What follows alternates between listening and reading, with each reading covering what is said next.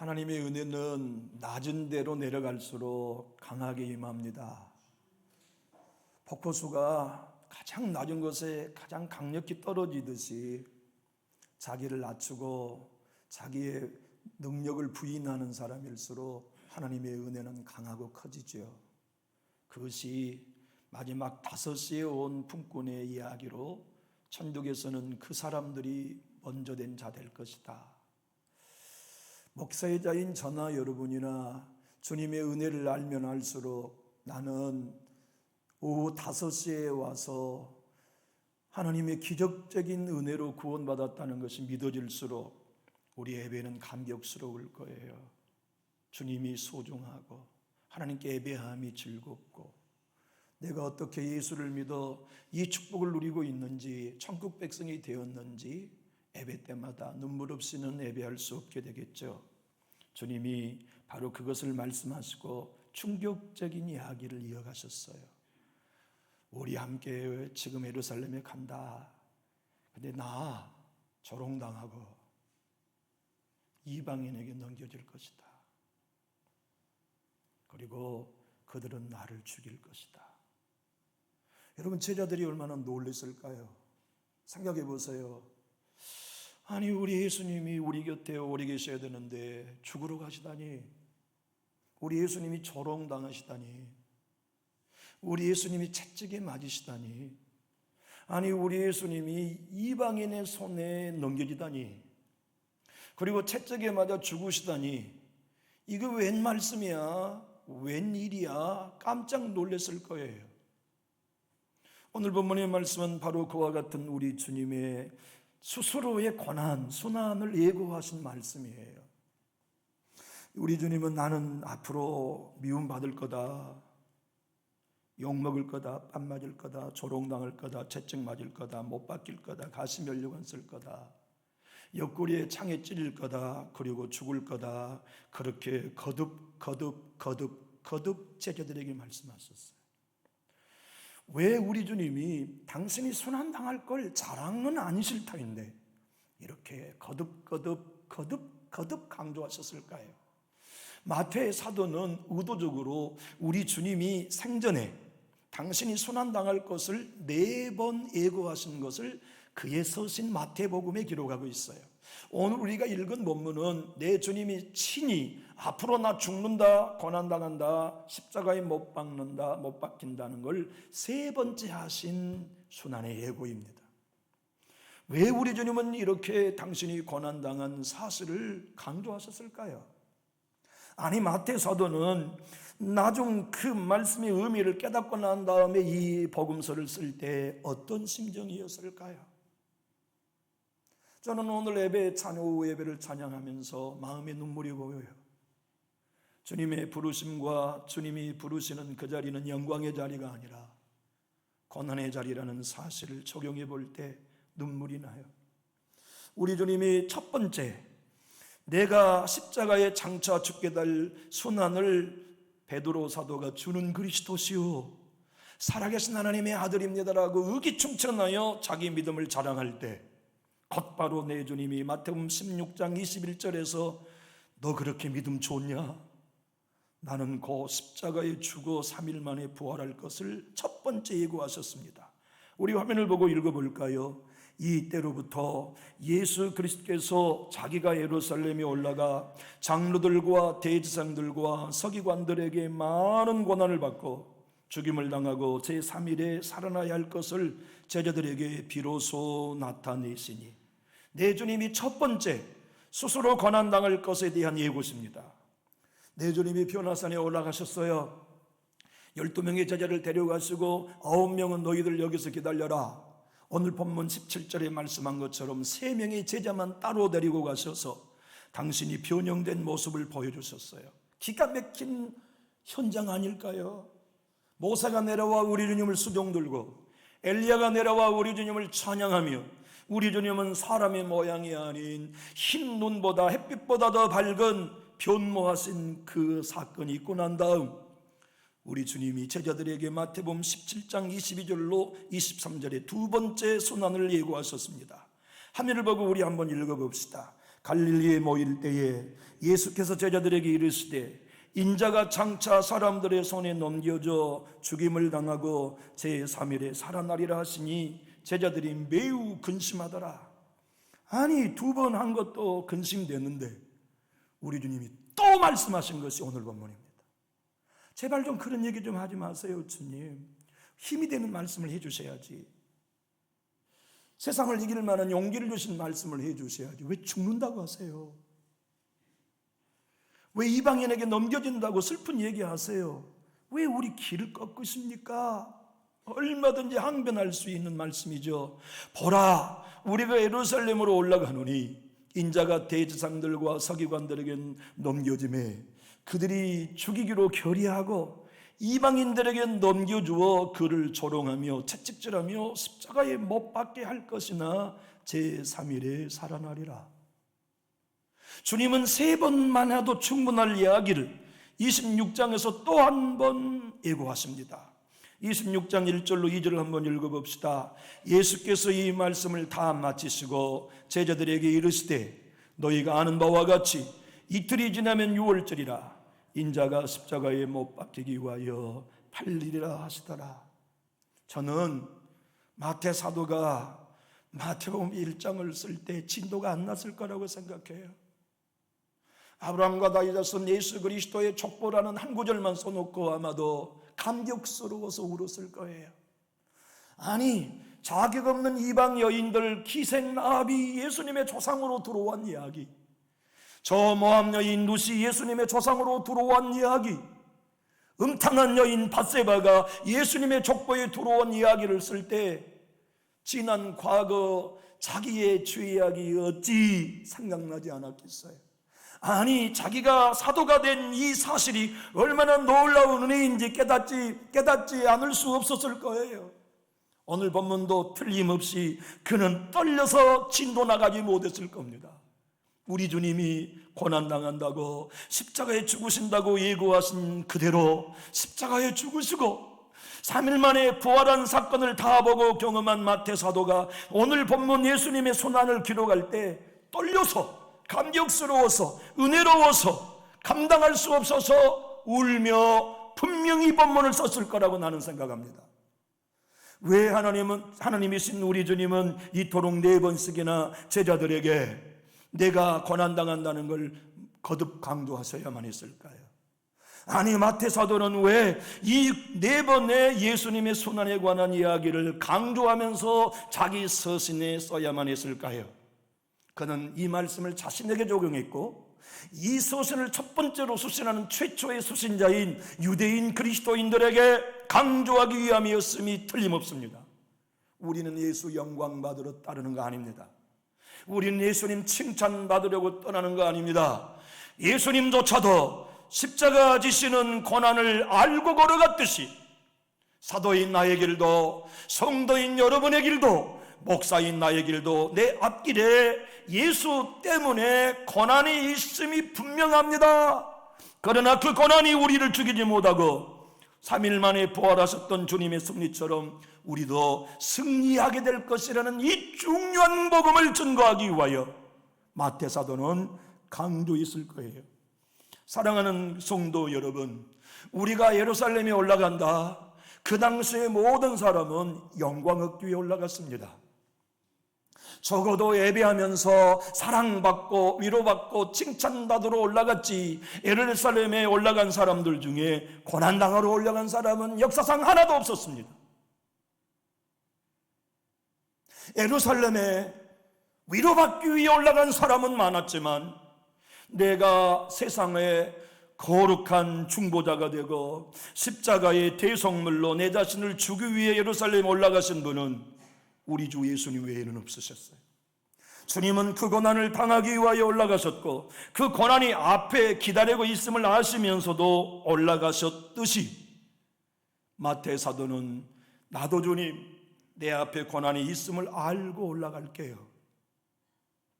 내가 주님의 교회를 사랑하면서 내 앞에 조롱당할 일이 있다는 걸 알고 내가 따라갑니다.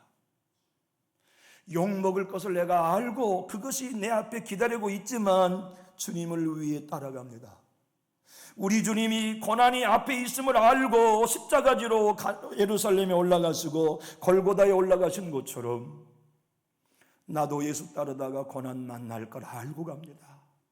나도 남전육교회 사랑하고 섬기다가 고난당할 걸, 조롱당할 걸, 수치당할 걸, 채찍에 맞을 걸, 뺨 맞을 걸 나는 알고 갑니다. 마태 사도는 아마도 눈물로 주님 나도 내 앞에 고난이 있음을 알고 주님 따라가고, 내 편지를 읽는 유대인 그리스도인들도 당신들 영광 얻기 위해 예수 따르면 안 됩니다. 당신들 세상과 사람들로부터 존경받으려고 예수 따르면 안 됩니다. 내 주님이 고난이 앞에 있음을 알고 올라가셨듯이 우리도 우리 앞에 예수님을 따르면 고난이 있음을 알고 가야 합니다. 두려워하지 마십시다. 놀라지도 맙시다. 걱정하지도 맙시다. 내 주님이 십자가 지고 패배하신 게 아니라 사망 권세 이기 쓰고 3일 만에 다시 사실 걸 믿었기 때문에 고난의 길을 기꺼이 알고도 걸어가신 것처럼 우리가 예수님 믿다가 고난당해도 우리 안 집니다. 이깁니다. 우리가 승리합니다. 마침내 우리가 승리의 노래와 칭찬을 받는 멸류관을 받았을 것입니다. 그걸 믿고 우리 고난이 있음을 알지만 올라갑시다. 교회를 섬깁시다 하는 말씀을 마태 사도가 최초의 수신자들에게와 주님이 오늘 우리들에게도 말씀합니다. 이 말씀의 핵심적인 내용 28절이거든요.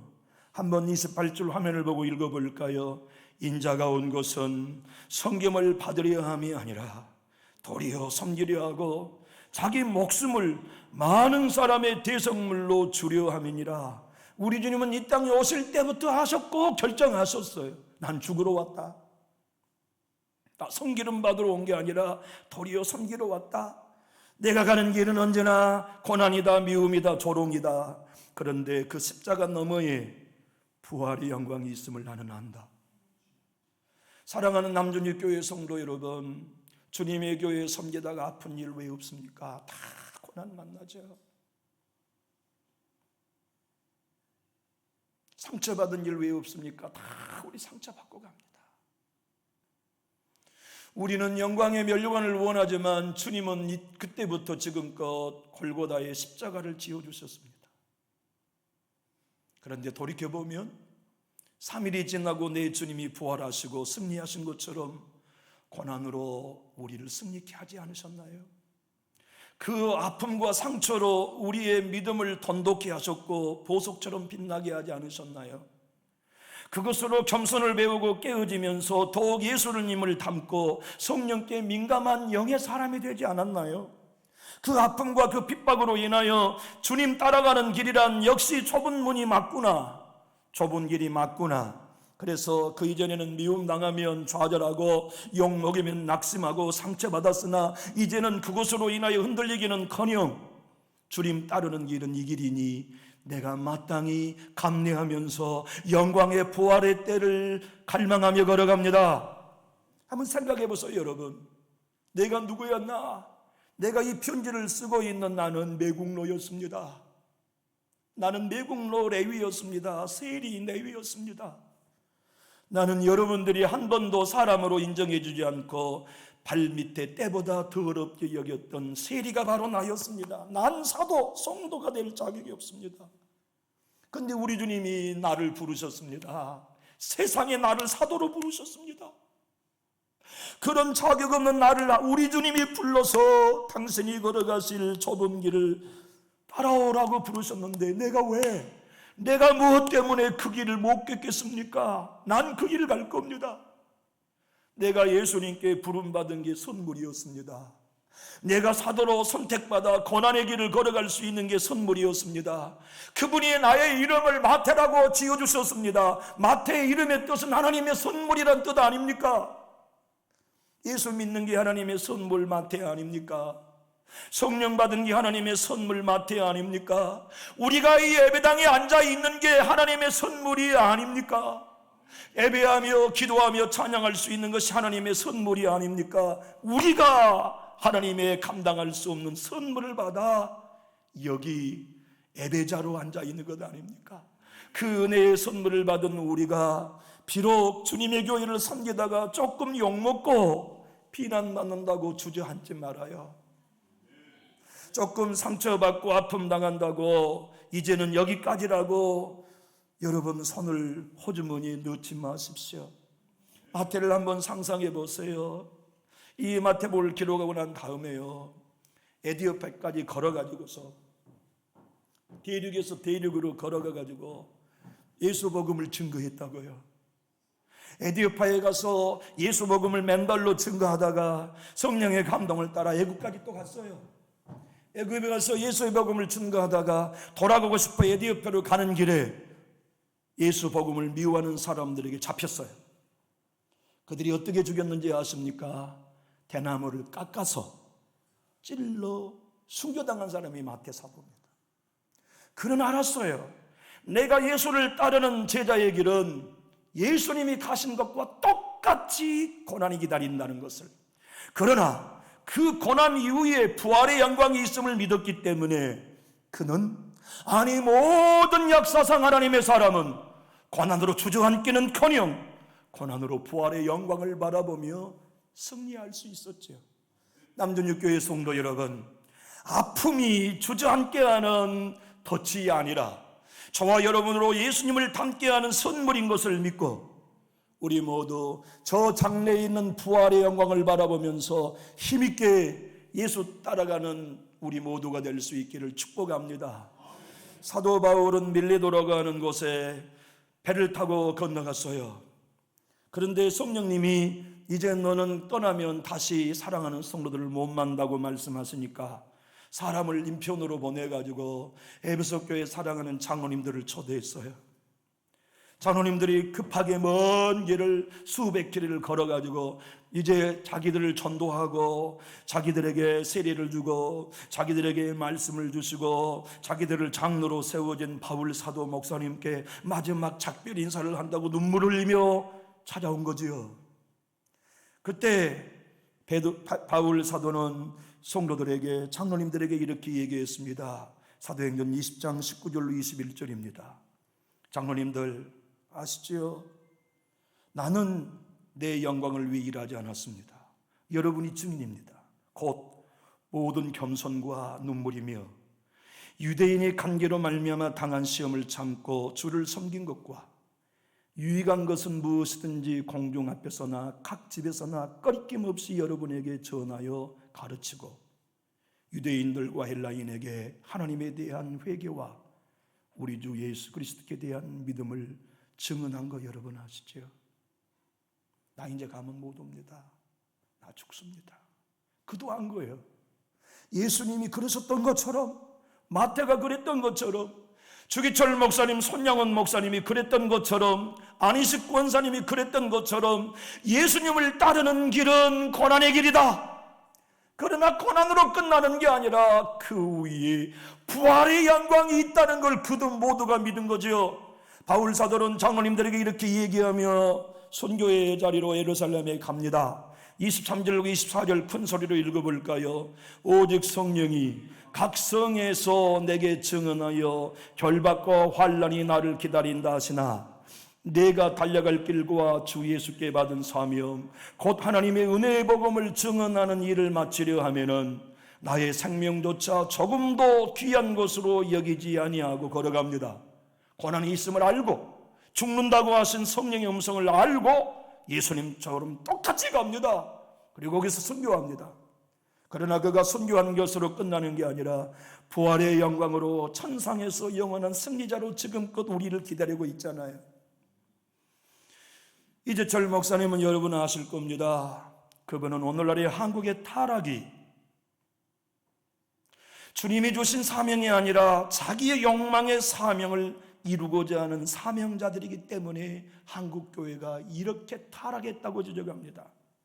우리 주님처럼 하나님이 주시는 사명, 십자가의 사명을 주고 자기의 자존심까지 내어놓고 자기를 비우는 사명자라야 교회가 사는데, 자기를 비우려고 하는 사명이 아닌 자기의 야욕을 이루려고 하는 자기 사명자들이 되다 보니 한국교회가 이토록 타락했다고 지적합니다. 남전육교회를 섬기는 성도 여러분, 우리는 내가 이루고자 하는 내 일을 성취하고자 하는 내 사명자입니까? 하나님이 교회를 세우라고, 네가 십자가에 죽어 고난의 길을 두려워하지 말고 걸어가라고, 죽이면 3일 후에 부활이 있다고 하신 주의 음성을 듣는 하나님의 보낸 사명자입니까? 우리 모두가 주님의 교회를 섬기는 동안에 분명히 오늘 본문을 통하여 우리 결정합시다. 난 하나님의 사명자인가? 나는 내가 하고자 하는 일을 하는 내 사명자인가? 내 주인이신 예수님이 걸어가신 좁은 길을 서서 고난이 있음을 알고도 나는 걸어갈 것인가? 고난은 난 싫어. 아픔은 나 싫어. 비난은 나 싫어. 나는 박수와 칭찬을 원하지 욕먹는 건 원치 않아 하면서 우리가 교회를 섬기고 있다면 우리는 예수의 종이 아닌 내 자아의 종이 아닐까요? 사도 바울은 히브리 교회 공동체에게 우리 예수님이 십자가를 지고 가신 이유는, 십자가에 벌거벗겨 수치당하시는 걸 개의치 않으신 이유는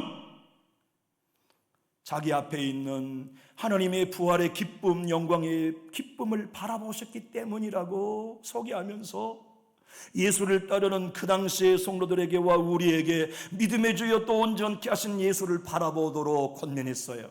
우리 히브리서 12장 2절을 한번 읽어봅시다. 믿음의 주여 또 온전하게 하시는 예수를 바라보자.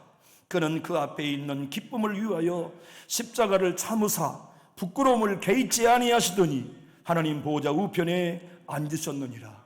3일 후에 부활하여 하나님의 우편에 앉을 기쁨을 바라보셨기 때문에 십자가의 부끄러움을 개의치 않으신 예수님처럼 목사인 저나 성도인 여러분이나 교회를 섬기려고 그 앞에 고난이 있음을 알면서도 개의치 않고 걸어갈 수 있다면 얼마나 우리 교회가 강할까요? 욕먹을 것을 알면서도 개의치 아니하면서 주님의 우편에 앉을 것을 바라보며 신앙할 수 있다면 우리의 신앙이 얼마나 강하고 담대한 신앙이 될 수 있을까요? 스데반 집사님도 고난이 있음을 알고 복음을 전교했습니다. 모든 하나님의 사람들이 다 그랬던 것처럼 나 오늘 설교하면 죽는다 알고 설교했습니다. 나 오늘 예수님을 전하면 돌에 맞아 죽는다 알고 설교했습니다. 나 오늘 사람들에게 고통당하며 죽음의 위협을 당했다는 것을 알면서 설교했습니다. 그리고 예수님처럼 돌에 맞아 죽어가면서도 예수님처럼 하나님 저 원수들을 갚아주십시오가 아니라 저들을 용서해달라고, 저들의 죄를 그들에게 돌리지 마옵소라고 기도하며 예수님 가신 그 길을 걸어갔단 말이죠. 우리 한번 읽어봅시다. 사도행 7장 59절로 60절입니다. 그들이 돌로 스데반을 치니 스데반이 부르짖어 이르되 주 예수여 내 영혼을 받으시옵소서 하고 무릎을 꿇고 크게 불러 이르되 주여 이 죄를 그들에게 돌리지 마옵소서 이 말을 하고 죽어요 자요. 찹니다. 성경이 의도적으로 이렇게 쓴 겁니다. 그는 안 죽은 거요. 3일 만에 다시 부활할 것처럼 자게 되었다고 성경은 기록해 주고 있습니다. 세상의 왕은 다스리고 죽이고 자기의 권세를 드러내기 위한 왕이지만 십자가 지신 우리 예수님은 자기를 죽이려고 하신 왕이셨어요. 자기를 죽여야 세상을 살리고 자기가 죽어야 여러분과 저를 살릴 수 있을 것이기 때문에 고난이 있음을 알고 그 길을 걸었던 우리의 왕을 쫓아 우리도 예수 따라갑시다.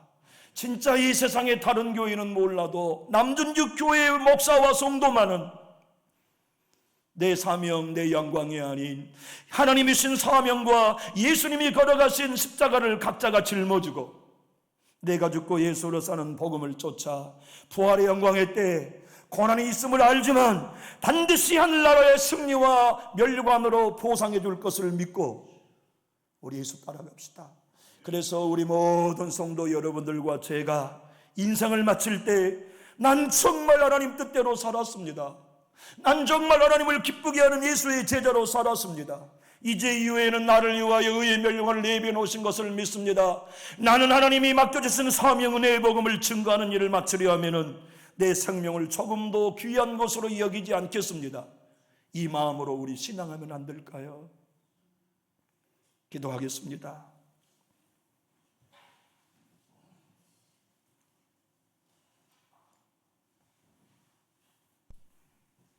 하나님 아버지,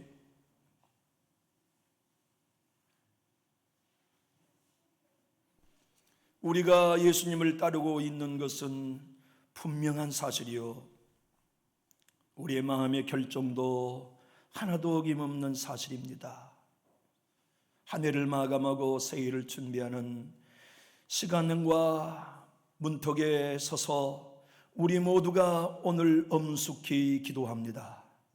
주님 따르는 길은 지금껏 한 번도 그 누구도 박수 갈채를 받은 사람은 없었고, 주님이 그리하신 것처럼 고난을 당했음을 깨닫습니다. 그러나 고난이 있음을 알면서 걷는 길이 예수 따르는 길인 것을 우리 자신에게 적용합니다. 주님의 교회를 섬기면서 욕먹고 비난받을 줄 알면서도 기꺼이 그 길을 우리 모두가 걸으려 합니다. 선하신 하나님, 하늘나라에서 내 주님이 부활의 영광으로 우편에 앉으셨듯 우리도 반드시 주님과 함께 영광의 나라의 통치자가 될 것을 믿습니다. 남준육교에 속해 있는 모든 권속이 주님이 가르쳐주신 4번의 손안의 예고를 따라 나를 따르는 길은 그 길이다. 그러나 절대 너희 안 죽는다. 너희가 손안을 당하고 조용히 나처럼 반응하지 않으면 반드시 네 가정이 살게 되고 네 자손들이 살게 되고 죽음 너머에 너의 영혼에 영원한 산접이 있다는 걸 확신하라 하시는 주의 음성을 듣고 일어서오니, 남준육교에 속해 있는 모든 권석이 이렇게 예수님을 따를 수 있도록 은혜를 도하여 주옵소서. 그래야 남준육교회가 세상을 뒤집는 교회가 되게 하시고, 저 교회는 진짜 교회이구나 찾아오는 사람들마다 감동받고 이 교회에서 뿌리를 내릴 수 있는 생명의 교회가 되게 하여 주시옵소서. 예수님 이름으로 감사하며 기도하옵나이다. 아멘.